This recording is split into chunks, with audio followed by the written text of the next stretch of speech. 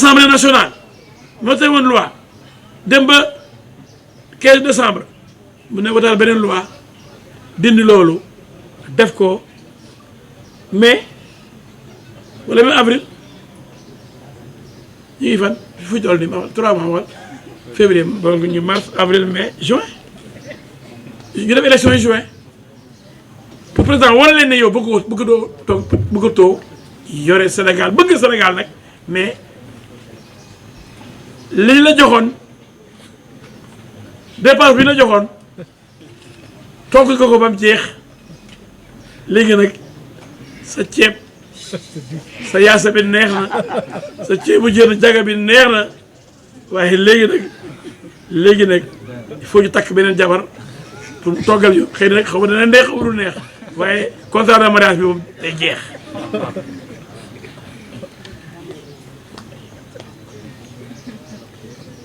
comme ni ma leen ko waxee président mënutoon seetaan li am ni recalé yi mais xoolal plus de 60 recalés 70 recalés mais c'est pas possible affaire nationalité ñëw yokku ci ay yu kenn xamul affaire bi takarnaase ak accusation de corruption mais ce cocktail là explosif ñu ne avec tout ça nañ dem rek élection nañ bëgg rek dem tête baissée allez on y va ñu ne ay dof rek comme dof rek nañ dem rek lu mën a xew rek nañ dem rek ñu ne la fii jaan moo fi nekk ngeen damay dem rek mu dem matt la fii géej la da ngay suru rek damay dem rek damay dox ba dugg ci géej da dem rek ba nu ci biir mais nit moo ko yàllaa ko may xel suñu xel il faut muy daw il faut suñu xel di liggéey lu ñu jëriñ président def 3 mois de plus lan lay waaji Sénégal ku taxaw ne du ma def beneen mandat parce que loolu 3e mandat la 3 mois mooy 3e mandat président yokkal ci avril mai juin mais ni président assemblée boo xam ni dafa ñëwoon war a organiser obligatoirement dans les 90 jours de nouvelles élections te ci biir dialogue bi ñu wootee parrainage amatul ñu seet yeneen pexe nag nuy filtré ndax aussi ndof gi metti na loolu ndax ndof weesul plus de ñaar téeméeri nit taxaw naan dañoo bëgg a nekk président Sénégal mooy réew bu bizarre waaye Sénégal moo neex dof bu jóg léegi damay nekk président dem jëlee retiré benn fiche de parrainage ñu ne y a 266 candidats à la candidature kañ la ñuy nekk nit ñu sérieux yow ku ne xam nga ndax mën nga wala mënuloo boo nekkee avocat international nekk ministre nekk député nekk père de famille nekk chef de parti est-ce que war nga mën a ak sa CV là est-ce que mën nga nekk candidat Sénégal dina xam bu dee amuloo dara loo prouvé tëb damay jël réew mi amoo benn expérience xamoo nu ñuy fayee salaire yi xamoo lan mooy budget bi ñuy wote assemblée nationale dem naa ba fukki at xamoo nu ñuy contrôler les politiques publiques nu ñuy contrôler le gouvernement xamuloo nu ñuy def conseil des ministres ñu war a adopter projet de loi xamuloo justice nu muy doxee man nee naa wala damay porter plainte Serigne Mboup ndax dama commencé sàcc sama programme ma ne man justice dama supprimer poste ministre de la justice conseil supérieur de la magistrature benn membre du gouvernement dafa toog léegi damay changer tur bi sax mu nekk conseil supérieur de la justice que le premier président cour suprême moo koy jiite ba pare dana am ay magistrats ay avocats ay greffiers ay huissiers ay notaires ay commissaires priseurs donc ñi liggéey yëpp ay experts ñi liggéey ci justice muy mbooloo moo xam ne du magistrat yi rek waaye dana fa bëri ñooy nekk moitié bi avocats yi dafa toog huissiers yi di toog greffiers yi di toog ñëpp di toog ak notaires yi ñooy tànn magistrats yi appel d'offre pour diriger les juridictions son programme la ku jàngul école xam nga déjà ku jàng école mën na nekk candidat dañ ni ci texte bi il faut parler couramment le français la langue officielle du Sénégal ku mel ne sëriñ bu jàngul jàng na daara longol daara moo nga Abdou Bara Dolly Mbacké sama xarit ñu ne ay candidat lañ mais seen conseil yi dañu war a dox nii yéen même le conseil constitutionnel war na bàyyi ñu jàll sëñ bu wasoon jàll xam nga conseil constitutionnel la xam nga ni dafa laxiste parce que dafa am pouvoir d'investigation te gis na sax yu sëriñ moom di làkk français xam nga day jéem a ne dégg na français foog Abdou Bara Dolly da ngay ree ba tas ak ñuy dégg français ñoo Xaadim Samb ñoo yem c'est français dafa neex de ay académiciens lañ ay élèves Xaadim Samb lañ c'est des élèves de Khadim yam bien Khadim ak bien français bu ne voilà bu ne le voiture là avec le femme hein, avec mon maison hein avec ça si so gars ñoo ne taxaw di wax fu def que ñu def ou wala donc wala don wala nii wala car c'est extraordinaire kooku dama nekk président de la République du Sénégal Serigne Mboup mu dem CEDEAO dem Union africaine dem Union européenne di wax français boo xam ni Senghor foofu tëdd bii lay day yëngatu Senghor dina jóg ne hey Sénégal kañ ngeen dof ay waay Sénégal yéen lii Sénégal fu ngeen toll léegi nii Sénégal man dañu leen liggéey ku jàngul ani be mooy taxaw siège Nations Unies toog ñu ne la parole est au Sénégal bu daal di jëgal ni chers collègues président madame le président monsieur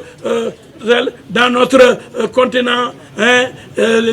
y a des kenn xamul sax bi wax xam nga yooyu Sénégal mais dañu waxante dëgg suñu biir y a trop de masla bi tax kenn ñëw la sëriñ boobu di ko bul def Abdou Bara Dolly Mbacké waaye rek bu dégguloo français xam nga ñu ñuy tempaniser naan ñu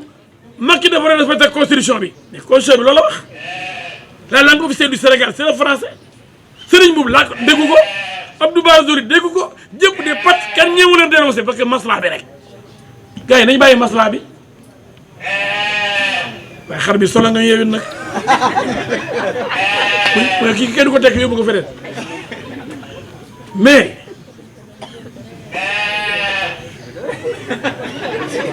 non waaye jox ko parole boog waaye tànn le micro y a pas de problème alors vous avez vu ça xam nga li ñu war a wax di ko wax xam nga li gën a grave mooy cette violation de la constitution nga ñëw yow dégguloo français ñu ne la l'électeur le candidat doit parler couramment le français mooy du français primaire du français secondaire du français sa baccalauréat da koy làkk dégg ko la langue de Molière c'est la langue officielle foo dem ëllëg ñu ne vous avez la parole monsieur le président de la république nga làkk français bu neex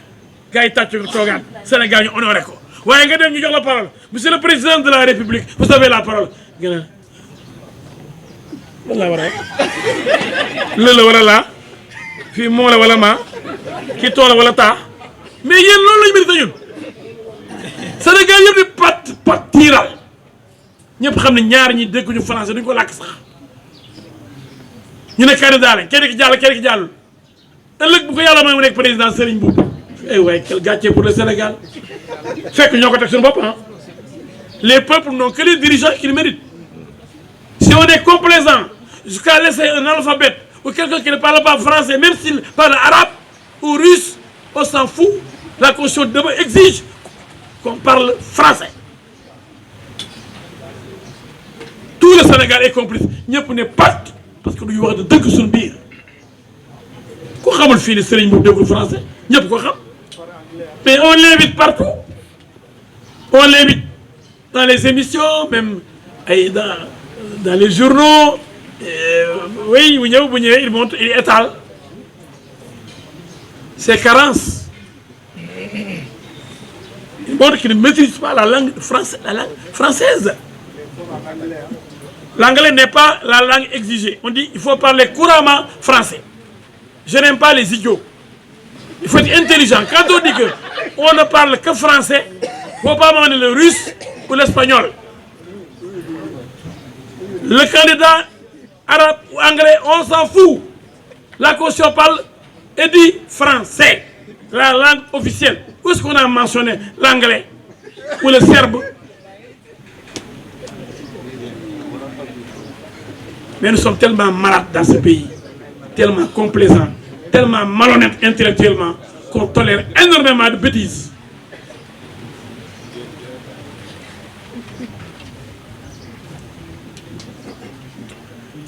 Je voudrais dire donc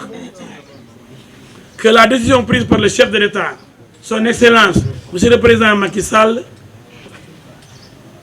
de freiner, d'arrêter ces élections, cette décision doit être saluée. La loi est faite par les hommes, pour les hommes. Et l'organisation de cette élection aurait entraîné un chaos indescriptible dans notre pays. Donc félicitations, mais Monsieur le Président, vous ne devez pas céder. La communauté internationale a été manipulée par une équipe, une association de malfaiteurs, une association très forte dans les réseaux sociaux, une association qui a des tentacules partout dans le monde, une association de propagande, de manipulation pour vous présenter comme un dictateur,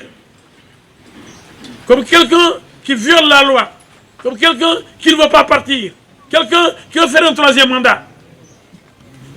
Et certains de vos pères qui n'ont rien compris. Certains États, certaines puissances, comme les États-Unis et la France, même la CEDEAO, sont tombés dans ce piège. Il y a même la CEDEAO qui a dit, une fois arrivé au Sénégal, qu'entre ce que l'on a dit, ce que l'on a brandi partout dans le monde pour dénigrer le Sénégal, et ce que la mission de la CEDEAO a vu sur place, sur le terrain, il y a un fossé. Il y a un grand fossé que même la délégation a été surprise, parce qu'elle n'a pas vu le Sénégal dans un chaos, le Sénégal à feu et à sang, le Sénégal déchiré, déchiqueté. Cette image qu'on a voulu montrer dans le monde entier n'existe pas au Sénégal. Mais les adeptes du mensonge et de la manipulation sont très forts. Et ils ont pu cette fois-ci dominer Macky Sall, dominer son équipe. Parce que Macky Sall n'a pas une bonne équipe de communication. Macky Sall est en retard sur le plan de la communication. Macky Sall qui devait avoir un gouvernement de combat a eu un gouvernement de démission, un gouvernement défaillant. Ces ministres ne s'impliquent pas dans le combat contre cette propagande internationale de déstabilisation de notre pays, de dénigrement de notre pays. C'est bien fait pour Macky Sall, parce que c'est lui qui a choisi ses propres sommes qui l'entourent et qui ne lui rendent pas service. Donc, je demande au président et à l'Assemblée de revoir la date de l'organisation de l'élection présidentielle. Cette date doit être fixée 3 mois, 4 mois, d'ici 4 ou 3 mois, ou 2 ou 3 mois après le mois d'avril, avril, mai, juin. Le temps d'organiser un dialogue sincère entre les différents acteurs de la vie politique pour éliminer le parrainage, trouver d'autres solutions pour filtrer les saboteurs et les provocateurs qui viennent dire qu'ils sont candidats et qui savent que, en fait, ils sont justement pour être plantons, mais ils veulent se faire un nom, ils veulent faire le buzz. Et ça, il faut qu'on trouve un moyen. Soit on augmente le montant de la caution. Macky Sall l'avait trouvé à 65 millions. De 30 millions, on peut passer à 100 millions ou à 35 millions. Mais ne plus faire un parrainage par les députés et un parrainage citoyen, mais il y a une discrimination. Il y a une discrimination des candidats. Il y a une différence entre les candidats. C'est une injustice. Les candidats doivent être sur un pied d'égalité.